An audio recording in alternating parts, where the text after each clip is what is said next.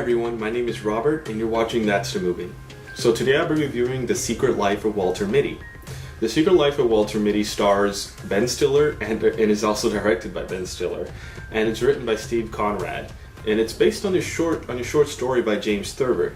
So this movie is actually, what it's about, it's a bit different from the short story apparently, from what I've heard. I haven't been able to check it out, but it's, this guy, he daydreams a lot, he extremely daydreams and are really awesome daydreams and everything, and he it sometimes just spaces out and just starts daydreaming.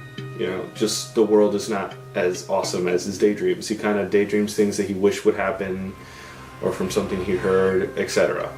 And he works at Life magazine. What he does is he gets the pictures, photographers send him pictures, specifically this one photographer who sends him pictures in film instead of digital. And he's supposed to convert them back, you know, he's supposed to process the film.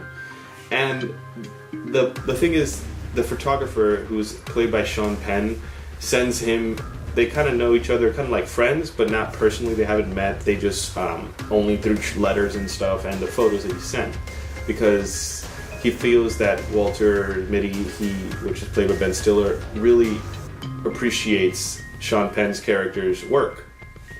So he gets sent 25 different pictures for the final issue of Life magazine, the final print, because they're converting to digital. So once that happens, a bunch of people are going to be fired. Everyone's going to be downsized.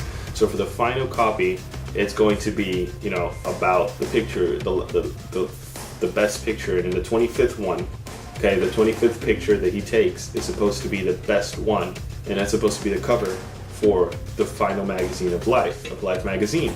But he has 24 of them, but not the 25th one. It's gone. They can't find it.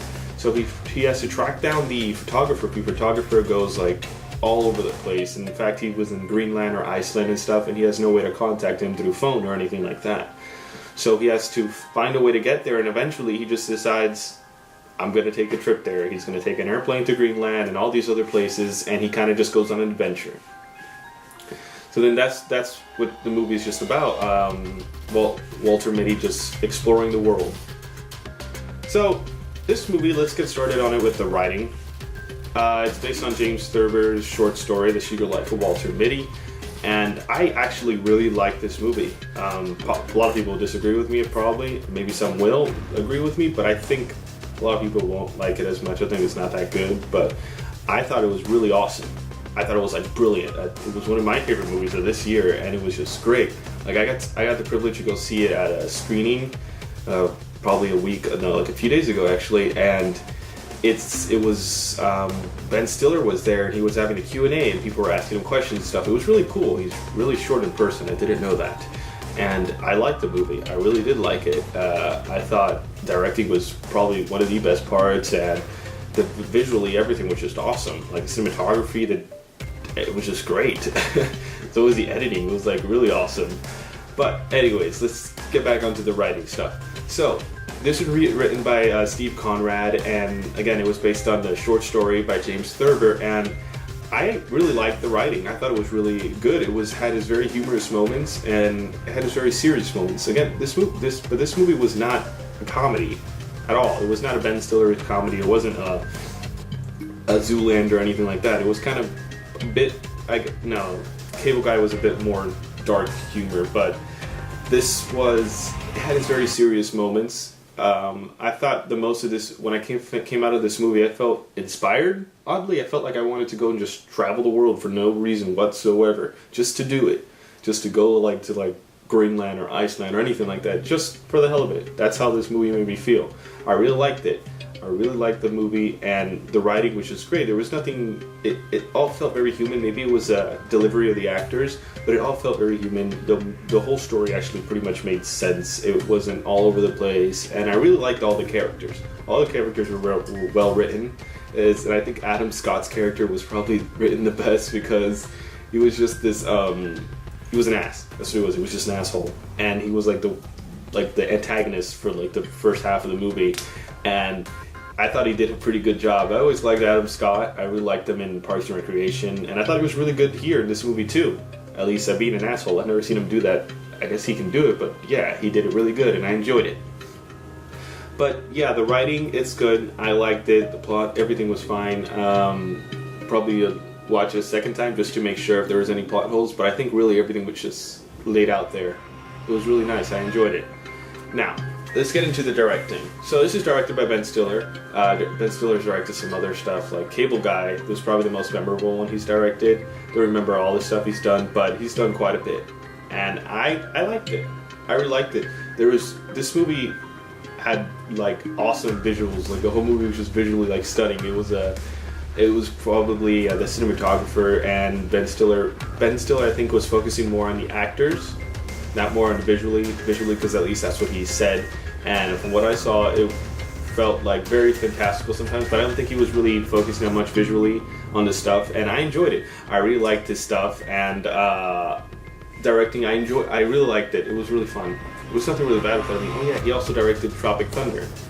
Yeah, did that movie. That's probably one of my favorite movies. But either way, he did a good job. Nothing bad with it. It wasn't mediocre. And I think he's a very talented director. He should probably continue along that path and probably leave the acting. I think he mentioned he would do that eventually, but he should just go to the directing because he did a good job. I enjoyed what he did. Directing, nice, good stuff. And now let's get into the acting. So this movie stars Ben Stiller, as well as Kristen Wiig, Adam Scott, and Patton Oswalt is in it. You'll figure out at the end. I don't really want to spoil it. If anybody knows him a lot, then you'll probably figure out from the beginning who he is, who he plays. But I really liked him. I really liked every single actor in this movie was just awesome. I thought Kristen Wiig was really good, because she's always really good, especially with comedy and even drama too. Like a lot of these comedians are really good with drama. But yeah, she was good, and I like Ben Stiller. Ben Stiller did a really good job, and even the smaller characters, like the smaller actors that were just like there for a second, were really hilarious. Like they were really funny people. I really enjoyed their characters a lot, and I think that everyone did a fantastic job in this movie. I really enjoyed it. I like Sean Penn's character for some reason. He was so like, I don't know, I don't even know how to explain it. He was so intense.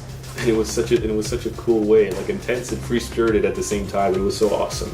I really liked it, and I enjoyed all the acting in this movie. I enjoyed the movie too overall, and I didn't see anything bad with the actors. There wasn't anything really stuck out like, oh, that was really good. But everyone did a good job. Did anybody do a magnificent job? But everyone did a really good job. It was a really good movie. I really liked that. And actually, I want to mention the soundtrack. The soundtrack itself, like they had their own score, but then they also had needle drops. I think that's what they're called, when they put different songs in there, like just songs that are already done by other artists. And I thought that everything was just timed so perfectly, probably to do with the editing, or maybe the music supervisor really worked with the editors a lot when it came to that. But it was so like perfectly timed, the music, and then the music they chose was so good. And I think somebody was able to ask Ben Stiller that a question about the music, and he spent a lot of time trying to choose the right music. And he would play it on set as they were filming, when they were filming and everything, and to just people to get the feel of what the music would be. And then the score and everything was really good. I wanted to listen to it individually, but I heard a bit of the Walter Mitty score itself, like for the character, and I thought it was all nice. I really liked the music. Soundtrack was just great, unexpectedly. Something that really caught my eye was just that. And actually, special effects, they didn't feel like terrible, but they were really creative. Like when he would go on his daydreams and stuff, they were really creative. They were really nicely done, and I liked it. It was really cool. And the daydreaming sequences were probably the best part of the movie. They were just random, and they just really felt like a daydream, like an actual dream. You were like, whoa, this is so awesome. And you're like, so fantastical, like everything that would happen. It was great. I really liked that part. But yeah, besides that, I can't think anything really bad with the movie. I know people won't like it. Not because it's so out there, but just because people won't like it, because they're bound to find something wrong with the movie. I didn't think it was excellent, but I really enjoyed it. Like, it was not like the best movie of the year, but I really did enjoy this movie. It was really entertaining. I loved it the whole way through. Like, beginning to end, it was just good. And the ending was just really satisfying too. I really loved the ending. I was kind of just wishing that this could have been like a true story, because it would have been so awesome and inspiring. It would have been a bit more inspiring if it was, but it wasn't, of course. But I really liked it. I enjoyed it a lot. So I recommend you go see this. It comes out on Christmas Day, so Go see this for Christmas. It was awesome. Really good movie. Take the family too, because it's a good family movie, I guess. Yeah, it is. Good family movie. I loved it. Anyways, this is the end of the review, guys. So just follow me on Twitter, Tumblr, Instagram, and Facebook at TheRealRobertAH, as well as check out my column at the SashaMarinaShow.com under topics. That's the movie. And you can also check out my thing that I do with Sasha every Monday, which is we do this news thing where I report on the news, on the movie news for the week, and sometimes TV, sometimes video games. It's every Monday, 12 p.m. Pacific Standard Time, 3 p.m. Eastern Standard Time, and do the math for everywhere in between. And yeah, check it out. And you guys, you know, you can find those videos, those recordings themselves on like iTunes and Zune, and some very obscure other outlets that I don't even remember right now, but they're everywhere. You can find them on the Zune, iTunes. Check out those podcasts / radio talk show thingies. They're really awesome. I liked it. I like them. I do them. It's so much fun. But yeah, check them out. And yeah, check out this movie, December 25th. So awesome. And that's the movie.